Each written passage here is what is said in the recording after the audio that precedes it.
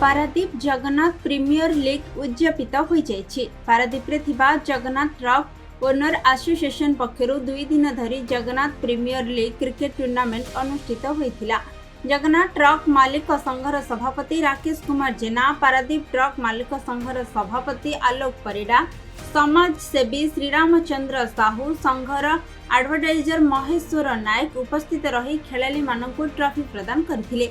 आगामी दिन में पारादीप रे थिबा 3टी ट्रक मालिक संघर सभ्य मानक मध्यरे भाईचारा बजाय रखिबा पई केवल बिजनेस नुहे, जगन्नाथ ट्रक मालिक संघ मालिक मध्यरे बजाय रहिछि भाईचारार नियरा परंपरा।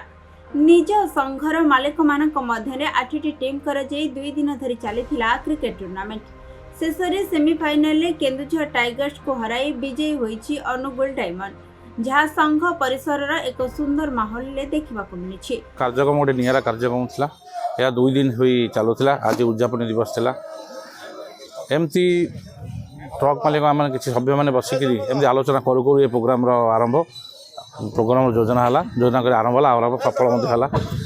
यह द्वारा आम समाज को वार्ता देवाक चाहूँ और अन्य सामान वार्ता देवाक चाहूँ। यहाँ जगन्नाथ ट्रक मालिक संघ केवल बिजनेस विश्वास करेनि, व्यवसाय विश्वास करेनि, से भाईचारा मध्य विश्वास रखे। देखो यहाँ होता कौन गोटे इलेक्शन है, गोटे संघर विधिवत प्रक्रिया।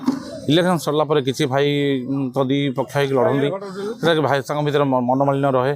से मनोमालिन्य को दूर करने से भाईचारा को फेर आने यहाँ अभिनव प्रयास एवं से क्रिकेट आयोजन करागला। आगामी दिन में विभिन्न कार्यक्रम आयोजन करी सब भाईचारा फेरी आसो, समस्त एक चलवा और समस्त व्यवसाय उन्नति प्रति लक्ष्य रखा। क्या मन में विदेश भाव रही तेणु यह अभिनव प्रयास था गोटे भाईचारा रखापी।